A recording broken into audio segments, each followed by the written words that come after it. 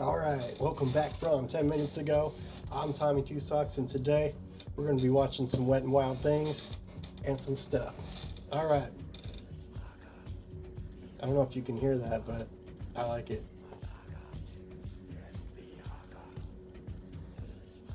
Okay, let's go.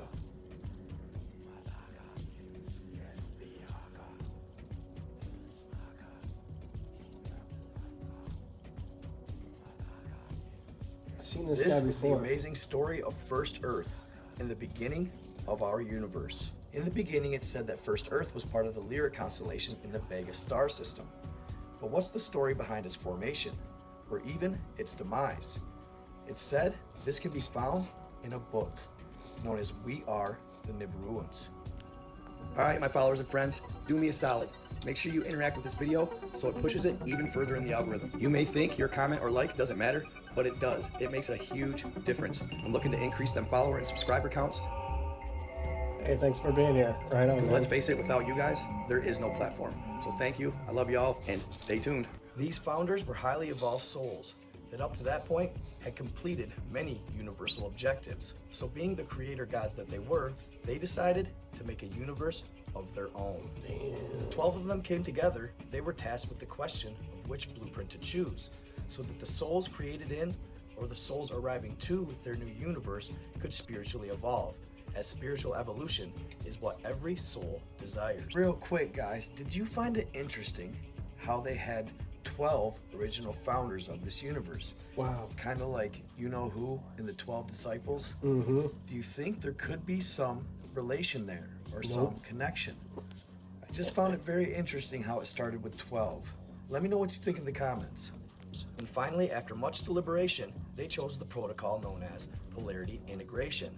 This objective is one of many that involves the integration of the light and the dark developed by the divine creator in order to experience all that he or she is. Now that the choice of blueprint had been made, they knew they would need individuals who have experience in this protocol to assist them in the development of the objective in their new universe. Individuals who agree to become a part of it and see it through to its completion. Founders put out a call to all souls in all universes that had completed at least one polarity integration. Damn. Their call was answered by 90 individuals, highly evolved souls that had just recently completed this task and were looking for another place to go in order to continue their spiritual evolution. This group of 90 was made up of 45 Carians and 45 felines. They arrived in our present universe Oh, and that's began crazy. meeting with the founders to set up the objective. The group of 90 elected one of their own to sit on the Founders Council, to act as their liaison between their group and the founders. The one chosen is known as Devin.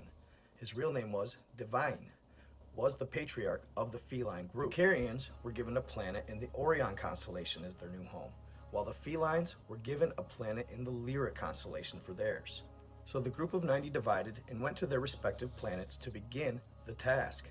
The Carians would represent the dark, and What's the the felines girl lion's would head? represent the light. In time, both had evolved physical forms in which to incarnate so that they could walk upon the surface of their planetary homes. Both established pure, royal lines within their ever-growing. Wait, do you guys see right here?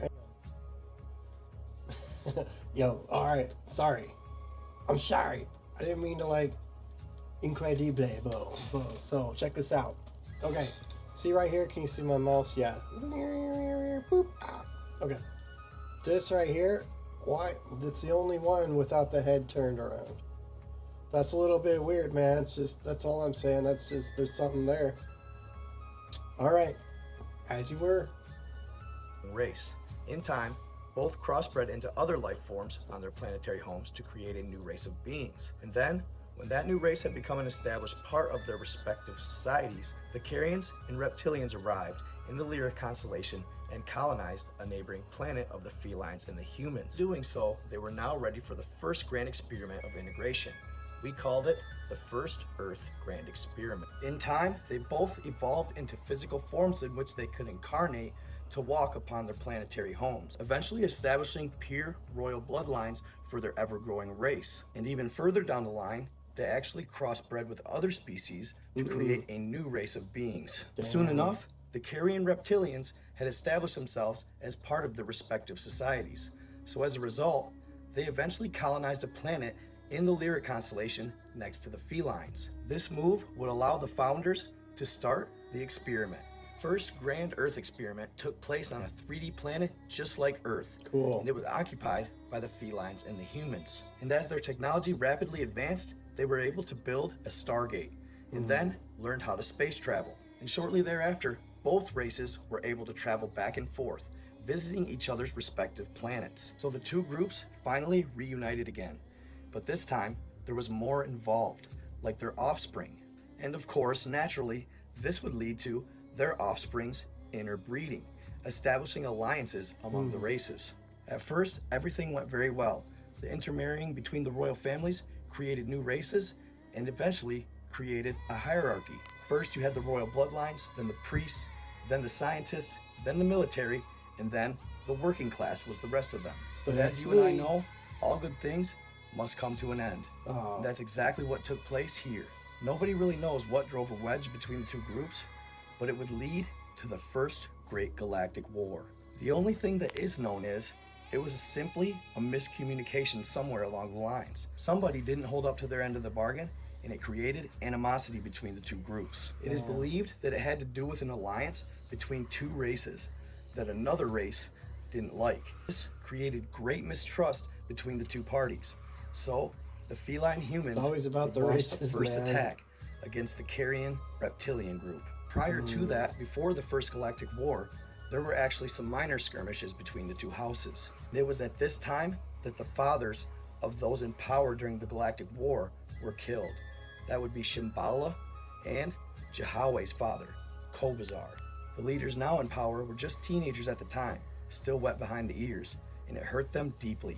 One group leader recalled visiting Jahaway and his father in their favorite cave, and they would play for hours. The only feelings at the time were warm, loving feelings. As they took their mantles of leadership, they were instantly supposed to be pitted against each other. Although one of the female leaders' marriage to Jahaway was actually supposed to bring peace to the societies, peace to the alliances. And the royal families did keep peace, but it was out of their hands. They just watched as the chaos surrounded them. The Galactic War would rage on for millennia, in turn destroying both planets, forcing both groups to relocate. Jahaway's family would barely escape with their lives on the last warship, relocating to a place known as the Seven Sisters, or the Pleiades. It's in this cluster that they would eventually settle, establishing a new colony, and like their old home, they would call it Avion. Avion would be established as the second Earth, in the second Earth Grand Experiment. It would take years to recover from the Galactic War, but life did go on. Cities were built, societies established. Eventually, Jahaway's family would leave the planet to those who came with them, and they'd become known as the Ancient Ones. They were the founders of this new civilization, and they were treated as gods. But as with any story, the facts would get distorted, and eventually, history would rewrite itself. For hundreds of thousands of years, this civilization would thrive, reaching technology a little more advanced than the previous. They'd become known throughout the galaxy. They had evolved beyond disease or any social disparity, creating a unified government. They were a unified people, a peaceful people. But this led to an almost hive mentality. They had become stagnant spiritually because they were suppressing their darker, more masculine side. It was the social norm to tap into the feminine, lighter side of them, which led to them unconsciously calling forth a foe. They didn't realize it at the time because the foe approached as if they were peaceful, but had an agenda behind the scenes. It took many years, but eventually the true agenda was revealed, so the humans would launch the first attack to try and drive this race from their planet. But in the process of doing so, they'd destroy that planet. The remaining survivors fled and established their own colonies all throughout the galaxy, the final one being Earth, our planet, which is the third Earth Grand Experiment, with the previous two failing to ascend. Some of us here's souls may have even lived through the first two Grand Experiments, hopefully gaining enough wisdom to help this third Earth ascend in the process. What was lacked before was compassion and understanding of others. Hopefully, we can change that here. We need to look for peace, but gain this peace while tapping in to our light and dark sides. Almost a balance in the Force, if you will. And this balance will lead to the manifestation of a great society. It's obvious we have a long way to go, but it can be done. Yep. It only takes a small portion of the population to actually believe. The evil beings here are on their heels because there's been an imbalance in the dark and light sides, with the dark side winning. You can see it all around us. As I said before, all good things do come to an end, and something great will take place to bring balance to the light again. That's pretty cool, man. That's Night God. I've been watching him for a little while. Pretty cool, man. What do you think? We should go here? Let's see what this one's about. These $60 Japanese Oh, smart jeez, patches that's are disgusting. taking the world by What storm. the hell? Just apply them. All right, y'all. So with 2023 coming to a close, Let's see what he's predictions doing. of revered prophetess Baba Vanga are making a buzz on the internet. Baba Vanga, also known as Nostradamus of the Balkans, was born in 1911 in Bulgaria. The first years of her life, she led a normal life for the time, until she was 12 years old. I've heard she this got caught in before. a sandstorm and completely lost her eyesight. It's said her parents took a few days to find her, but when they did, it's believed that that was the exact moment she made her first prediction. She told them about a vision she had while she was waiting for help. From that point on, she would make bold predictions based on her visions until the day she died in 1997.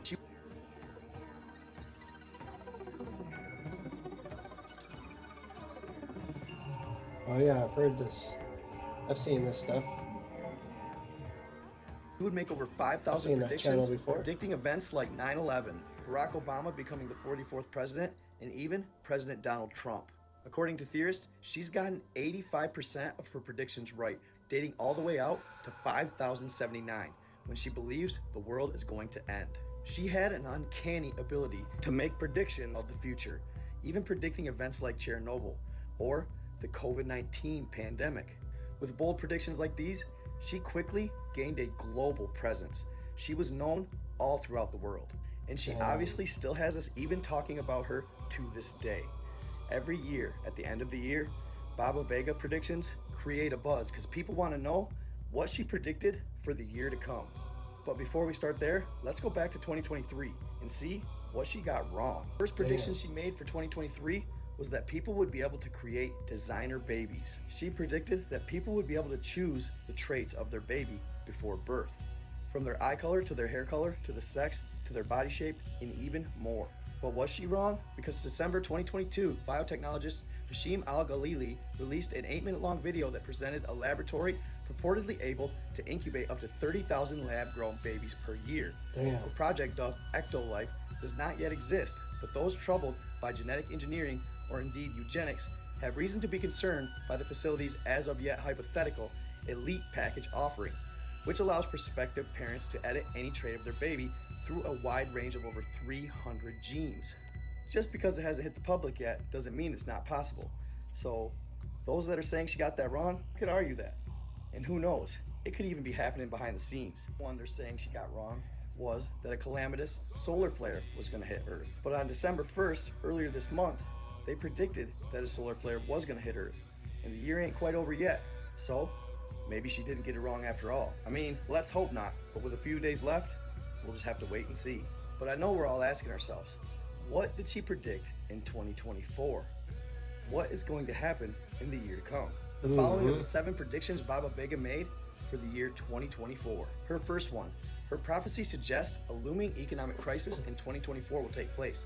The intricate interplay of global tensions, escalating conflicts, and geopolitical shifts is foreseen to culminate in severe economic challenges on a global scale. The intricacies of these factors and their potential impact on financial stability raise questions about the resilience of the world economy in the face of such an impending crisis. She also claims one of the biggest factors that has a play in this is the actual debt of the globe, the debt of the people on the planet. She says the debt skyrockets and it cripples the economy as a result. And let's face it, y'all, we all know people are in debt up to their ears. People are struggling more than they've ever been, especially because of debt, student loans, housing market, you name it. So I wouldn't be surprised if she might be onto something there. Her next prediction is that one of the... Well, I mean, I'm sorry, hang on. All right. Yeah, so what if like the whole reason for the economy to crash or for them to put us in that situation is so that we're in so much debt that so many people are in there that they can't afford, to keep us in debt anymore. So then they just control us on the new system. What if that's the thing? Put your comments below. All right, shut up. The world powers will perform a biological weapons test. This is one of the most alarming predictions. It's the possibility of a substantial biological weapon test in 2024. If this prophecy materializes, the repercussions could be catastrophic, from soil, water, plants, and animal life. The fallout from such an event could extend to profound consequences for human health as well. This prediction underscores the perpetual need for vigilance against the potential misuse of these advanced technologies. And with the state global tensions are in right now, it wouldn't surprise me, but let's hope not. 3. She predicted a surge in cyber attacks. Her foresight extends to the realm of cybersecurity, predicting a surge in cyber attacks in 2024. Critical infrastructure, including power grids and water treatment facilities, is envisioned as the prime targets. The implications of such attacks reach far beyond the digital realm, potentially leading to widespread disruptions and effects on daily life. The need for enhanced cybersecurity and international cooperation becomes paramount. Wasn't there just reports of that happening about last week? Crazy. Prediction: global warming woes. Environmental concerns take center in her prediction for 2024. Specific regions are anticipated to be worse than others, global warming issues being the fall. She predicted that as a result, certain areas of the globe are going to be riddled with natural disasters, from tornadoes to earthquakes to hurricanes. That's and happening even more. now. Her claim is that unless we get global warming under control, natural disasters are going to pummel Wow. large portions of the planet. I'd say with the world warming up, it was a pretty mild year for that stuff. We've seen a lot worse in recent history. So, I don't know. We'll see. Her next claim, number 6, Yeah, there's is that Putin. President Vladimir Putin will be unalived. She states that it will be a Russian citizen that does it, No, and that's gonna they be will succeed insane. in getting it done. I mean, in I'm her not- prediction, she doesn't necessarily say how it will I don't know happen. why I said no. but I'm just saying, whoa. nevertheless, it does take place. So 2024, we'll have yet to see it. And supposedly right now, he even has the big C. So who knows? I They're didn't know kind of that. keeping it under wraps, or they are. And it's just rumors at this point. It hasn't been verified, but maybe. Finally, number 7. Could be, One of her man. most influential and accurate predictions to me for 2024 that's going to take place. She said there will be a technological boom like no other with artificial intelligence. And as you know No way. already, that started making waves earlier this year and is advanced at a rapid rate. What we see next year could be tenfold. Who knows? I believe robots are right around the corner, something like the movie iRobot. Elon Musk is working on one right now that seems very human-like in its movement. I saw those. Those It's are cool. intriguing, to say the least. Another more positive prediction is that she believes medicine is going to be able to develop a cure for cancer and Alzheimer's. Hang on. All right. So I have heard of this. I think it's in. Nope, I forgot. All right, shut up. I'll shut up. Quiet. She states that somebody is going to find the answer to the Alzheimer's problem by developing a technology that attacks the root of the problem. Around the same time, A cancer institution is going to find the cure for cancer. This cure is going to entail super advanced technologies. in June, a company out of South Korea known as Where you Zap going? Surgical basically found a way to treat brain cancer tumors by using a laser and actually zapping the cancer cells, reducing the size of the tumor to nothing. Essentially, it's a non-invasive procedure. This could be perfected in 2024. I've heard that. Yeah, so that's thus what I've heard far, before. it's looking pretty positive for her to get this one right. Yeah. Let's hope she does. I mean, at the end of the Sweet. day, isn't it crazy that a lady born in 1911 who went blind from a sandstorm is predicting all this stuff and she's getting it right? Her claim is that her visions came from God himself. Could be She got aliens, them man. regularly. I mean, they wouldn't call her the Nostradamus of the Balkans for no reason, right? She even has a statue in Bulgaria to this day. Oh. She's a renowned figure. So what do y'all think? Let me know in the Okay. comments. Do you think her predictions are going to come true? What do you think of the 2023 predictions? Looking forward to hearing from you. But I hope you enjoyed your Christmas, watched some football today, and Happy Oh, New yeah. Year. I am out. All right. Once again, that was this dude I watch. I've seen him come from like 2 people all the way up to 1 million something. Go watch him, man. It's Night God. You know what I mean? All right, bacon. All right, go shut it down. We're going. All right, you guys, that was awesome. We'll see you guys next time for some more Wet and Wild crazy things. We're gonna start doing a bunch of different stuff. So stick with me, man. It's gonna get good. And then don't forget to buy your rifle coffee, $14.99. 15% discount in the link below. All right, so we'll see you guys next time on Skunk Fest.